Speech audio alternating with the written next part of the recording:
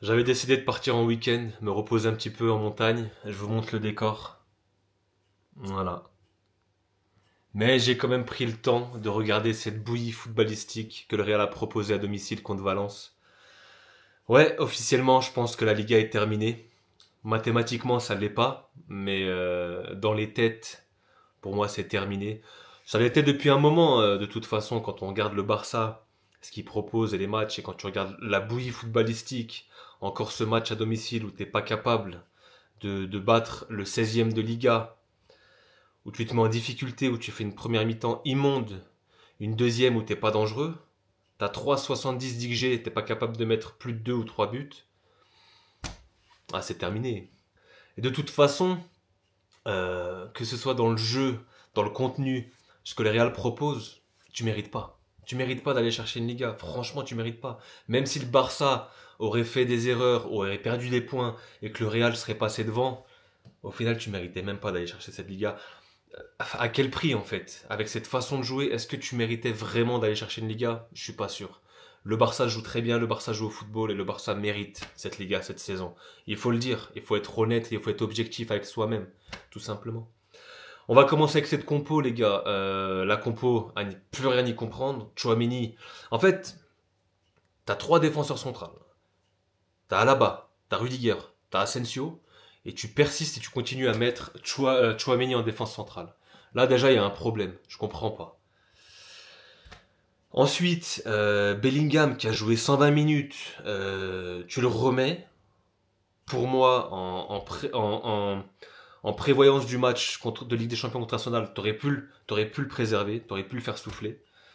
Puis derrière, voilà, tu mets un Modric, pourquoi pas, parce qu'il peut pas suivre l'intensité en Ligue des Champions contre Arsenal. Mais voilà, il y a des choix qui sont un peu bizarres, honnêtement, que je comprends pas vraiment. Valverde, t'aurais pu le faire reposer aussi, t'aurais pu mettre un Kamavinga au milieu de terrain. Les joueurs sont fatigués, tu t'es pas rendu le match facile, tu perds ce match. Tu, tu joues encore à un match à haute intensité avant mardi, les choix sont mauvais. Enfin bref, tu commences ce match où bah scénario, un des pires scénarios, un scénario cauchemardesque. Tu commences ce match, bah forcément coup de pied arrêté, tu te prends un but, sachant que dans 3 jours, on va jouer les maîtres en la matière de coups de pied arrêtés, Arsenal, même s'ils ont perdu Gabriel, malheureusement pour eux, ils ont quand même du danger, hein, du Saliba, du Partey, du Declan Rice, et eux, bah, ils les travaillent, les coups de pied arrêtés. Donc, tu te prends un but sur coup de pied arrêté, Mokhtar Diakabi, forcément, il fallait qu'il marque contre nous, Rudiger aux fraises au marquage, Chouameni qui se fait lober, encore une fois, les coups de pied arrêtés, c'est un problème, même si offensivement on a réussi à marquer et à égaliser. Juste avant ça, t'obtiens un penalty où il y a faute. Pour moi, voilà, il y a un jeu de main, il y a un contact au niveau du pied en bas aussi, donc faute. Mbappé obtient ce penalty, Mbappé doit le tirer. Pour moi, Mbappé doit le tirer parce que Mbappé est en course pour le Pichichi. Mbappé doit se mettre en confiance. Ok, tu le donnes à Vini, je sais pas si c'est lui qui lui donne ou s'il y a la hiérarchie toujours entre Vini premier, Mbappé deuxième, Bellingham troisième, je sais pas, mais Mbappé doit le tirer. Vini avait raté un penalty contre l'Atlético. Il rate encore ce penalty très très mal tiré. Mamadashvili a pas besoin de faire un gros arrêt, c'est tissé sur lui, c'est en plein milieu, c'est horrible. Et derrière, donc déjà, euh, bon, je me suis un petit peu trompé dans le scénario. Vous m'en voudrez pas, les gars, je suis un peu out. Donc tu perds, tu rates tu rates ce penalty, et derrière tu te prends ce corner, voilà, pour être juste. Donc tu rates ce péno, Vini qui le tire très mal, et dans la foulée, t'as un corner, tu te prends le but. Scénario catastrophique. Derrière, t'arrives à marquer, t'arrives pas à marquer en fait, c'est un CSC. C'est un CSC assez lunaire où Diakabi veut dégager, qui tape sur son collègue, ça finit, et au départ il y a un hors-jeu d'Mbappé. En fait, cette baraka qu'on avait, cette réussite qu'on avait au départ, tu l'as plus. Et là, ça sent mauvais, ça tourne plus dans l'autre sens. En plus de ça, dans le jeu, dans le contenu, t'es très mauvais, t'es très médiocre. Il n'y a pas de style de jeu, il n'y a pas de schéma de jeu, il n'y a rien du tout. Il n'y a pas de tactique.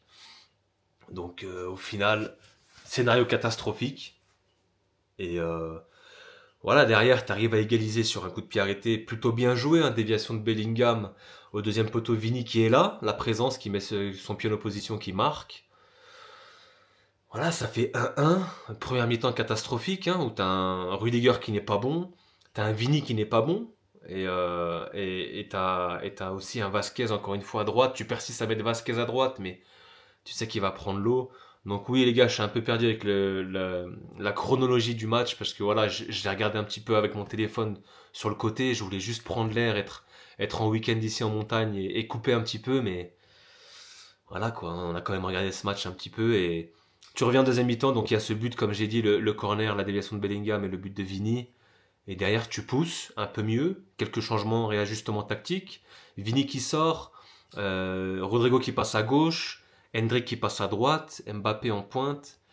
Tu bascules Valverde à droite, tu bascules Alaba à gauche, enfin ça n'y peut rien y comprendre, il y a tout le monde qui change. En fait, on est au mois d'avril, on est au mois d'avril et Carlo Ancelotti bricole et fait de la mécanique encore avec le Real. Normalement, en fait, quand tu commences une saison et progressivement, tu dois t'améliorer, tu dois progresser et tu dois avoir une équipe type. T'as l'été, la pré-saison et les quelques matchs en début de saison avant la trêve pour te préparer, trouver un style de jeu, un effectif, une tactique, une composition. Mais là, t'es au mois d'avril, tu bricoles encore. Et tu mets le mec à droite, et tu mets le mec au milieu, tu le mets en défense centrale. Chouameni, il a retrouvé, depuis qu'il a retrouvé son poste au milieu de terrain, il a été bon. Il a retrouvé un niveau, un semblant de bon niveau. Tu le rebascules derrière en défense centrale. Pourquoi? T'as des défenseurs centraux qui sont là, aptes à jouer. Tu continues, tu persistes avec Vasquez à droite, alors que tu sais qu'il se fait fumer à tous les matchs. Et Valverde qui passe de droite au milieu, et Alaba qui passe de centrale à latéral gauche, même si j'ai bien aimé en fin de match latéral gauche. Voilà, il y a une grosse faute sur Valverde aussi, où ça peut prendre un rouge, un jaune orangé rouge. T'as quoi d'autre? Mbappé en première mi-temps qui s'est bougé, qui a mis quelques frappes, qui a joué un petit peu perso quand même. Bellingham, je sais pas. Bellingham, il est partout et nulle part à la fois, il a essayé aussi. Ça passait par lui, mais c'est trop pauvre. Vini, malgré son but, pas un bon match. Je reconnais plus mon Vini, les gars. Je reconnais plus mon Vinicius Junior, honnêtement. Et c'est un problème, Vini, depuis quelques mois, depuis qu'il a plus son ballon d'or, on l'a pas retrouvé. Rodrigo, timide, éteint. Tu mérites pas. Ça suffit pas dans cette Liga. Sur le long terme, moi, j'ai pas vu un match référence du Real cette saison, les gars. Moi, j'ai pas vu un match référence. C'est-à-dire un match où tu te fais pas peur, où tu gagnes 3-0 contre un gros, que ce soit en Ligue des Champions, en Liga. J'ai rien vu de tout ça. Contre le Barça, tu te fais allumer. Contre l'Atlético, c'est 2 matchs nuls en Liga. En Ligue des Champions, tu perds contre Lille, contre le Milan chez toi, contre Liverpool. T'as que des matchs galères contre Stuttgart. Le premier match, tu te fais tourner. J'ai en tête tous les matchs. Il n'y a pas un match où t'es serein, où t'es tranquille, où tu te rends le match facile et t'as une victoire assez simple. C'est que des matchs dans la souffrance, dans la difficulté. Il n'y a pas de maîtrise et c'est que des matchs ping-pong. Il y a quelques remontadas, ok, pour le scénario, pour la joie, les émotions. Mais ça s'arrête là. Nous, on aimerait bien en fait être rassurés, avoir de la maîtrise et des matchs cohérents, des matchs références. T'es au mois d'avril, t'as fait les 3 quarts de la saison, t'as pas un match référence. La Liga est terminée. Tu mérites pas de toute façon. Il va te rester la Copa en finale. Le Barça a un ascendant psychologique sur nous. Si tu joues comme ça, la bouillie footballistique, ou tactiquement, Carlo, qu'est-ce qu'on voit? On voit juste en phase défensive un 4-4-2 où tu as tes deux attaquants, Mbappé et Vinicius, qui font pas les efforts sur la première phase de pressing. La première ligne, elle est coupée, elle est morte. À partir de là, tu as tes milieux qui sont laissés à l'abandon. Et ensuite, tu sais pas presser. Tu laisses l'adversaire jouer, encore une fois. Et tu as une équipe coupée en deux, déséquilibrée. Et défensivement, tu es fébrile, tu es fragile. T'as pas ce mec au milieu de terrain qui peut calmer le jeu, gérer le tempo, le cerveau, le Kroos, le Rodri, le Declan Rice qu'ils ont au Arsenal. Tu l'as pas, ce mec-là. Tu l'as pas. Tu l'avais avec Bellingham, mais il joue trop haut maintenant. Il faudrait peut-être le rebasculer derrière. Enfin bref, Carlo Ancelotti n'a pas la main mise sur cette équipe, sur cet effectif. Depuis le début de saison, moi je trouve qu'il n'y a pas son style de jeu. Il n'y a pas sa patte. C'est en 4-4-2 sans ballon. Un 4-4-2 sans ballon. Et avec ballon, on donne le ballon aux joueurs offensifs et advienne que pourra. On espère qu'ils vont allumer la lumière, qu'il y aura une étincelle. Il y a trop de liberté, pas assez de rigueur tactique, et on le voit. Et les gars, le football, c'est de la tactique, de la discipline et de la rigueur avant tout. Et si t'en mets pas, tu te fais malmener par des Valences, tu te fais malmener par des petites équipes en Liga, en fait. C'est ça le pire, c'est que même des Espagnols, tu perds contre l'Espagnol, tu perds contre Valence, tu fais des matchs nuls, tu te fais accrocher, Tu peux pas espérer aller chercher une Liga comme ça. Tu peux pas. C'est impossible. Et là, en fait, tu joues ce match où tu mets de l'intensité, tu perds de l'énergie avec tes joueurs, avec une équipe type, alors que tu dois faire tourner. La preuve pour Arsenal a fait tourner en début d'après-midi. Nous, tu regardes, il y a tout le monde qui est titulaire quasiment. Bah, on verra mardi dans quel état tu vas arriver. Psychologiquement, tu sais que la Liga est terminée. Tu vas à l'Emirates, c'est une forteresse. Retour de Saka. Ouais, moi je pense qu'on va se faire, on va se faire chicoter, on va se faire chambouler, on va se faire malmener là-bas à Londres, hein, en tout cas. Je suis pas serein, je suis pas convaincu, je suis très inquiet. Je suis très inquiet pour la suite et la fin de la Liga pour ce Real.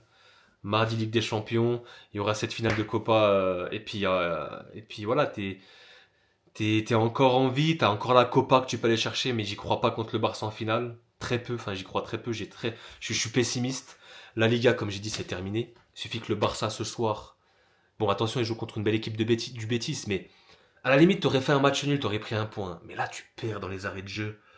C'est un scénario cruel et franchement, tu mérites pas plus. Donc le Barça fera sûrement le taf ce soir contre le Betis, s'envolera pour la Liga et ce sera mérité pour eux. Clairement, je ferai peut-être le débrief ce soir, pas sûr, mais ce sera clairement mérité s'ils gagnent ce soir et qu'ils vont chercher cette Liga.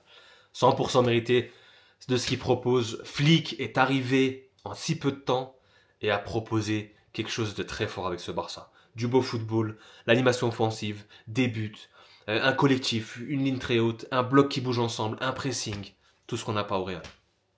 Et là, il te restera la Ligue des Champions et encore, t'as le Barça de l'autre côté, t'as le PSG qui est très fort de ton côté. Faut déjà passer l'étape Arsenal, j'y crois moyen, donc voilà. Bon les gars, je vous ai quand même fait cette petite vidéo, même si je suis en week-end, on suit toujours le foot, on est toujours là, on pense à vous.